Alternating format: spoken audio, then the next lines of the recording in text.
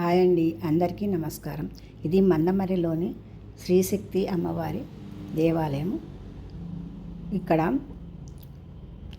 వారాహి అమ్మవారు, శ్రీ లలిత అమ్మవారు, కామాఖ్య అమ్మవారి విగ్రహ ప్రతిష్టాపన ఉందని మేమందరము ఫ్రెండ్స్తో కలిసి ఈ దేవాలయానికి వచ్చాము. ఇక్కడ హోమాలు, పూజలు బాగా జరిగాయి. మాతో ఉన్న అమ్మవారు లలితాదేవి ఉపాసకురాలు. గురూజీ స్పీచ్ ఎంత బాగుందో మీరు కూడా వినండి. అమ్మ కూర్చొని ఉండే శరీరంలో స్థానం. ఇప్పుడు అమ్మ ఎక్కడ ఉన్నట్టు? ఎవరిలో ఉన్నది? మనందరిలో ఉన్నది. మరి మనందరిలో ఉన్నమ్మ ఎన్ని గుణాలతో ఉన్నది? కూడా ఇచ్ఛాశక్తి, జ్ఞానశక్తి, క్రియాశక్తి. ఇప్పుడు అమ్మకు మనకు తేడా ఉందా? అహమిత్యేవ విభావయే భవానీ, నాకు నీకు తేడా లేదు తల్లి. ధ్యానం కదా. కాబట్టి ఆ అమ్మ మనలో పైన సహస్రారంలో ఉంది. ఆ స్థానానికి ఒక యాంటీనా పెట్టారు. దాని పేరేంటిది? గురుపాదుక ముద్ర. చాలా మంది యూట్యూబ్లలో బయట చెప్పే వాళ్ళ యొక్క దుష్ప్రచారాలు, శ్రీ విద్య మీద ఒక దుష్ప్రచారం ఉంది. ముద్రలు పెట్టొద్దు, న్యాసాలు చేయొద్దు.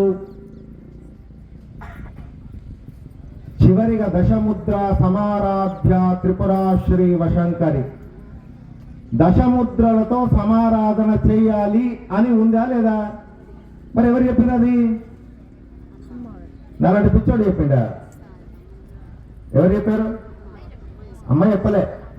వశిన్యాది వాగ్దేవత ఋషయ. ఎవరు చెప్పిను? వాగ్దేవతలు చెప్పినమాట. లలిత సహస్రనామానికి ఇంకో పేరుంది. ఏం పేరు అది? ఫస్ట్ వస్తుంది మాలా మంత్రస్య. దాని పేరేం పేరు? మాలా మంత్రం.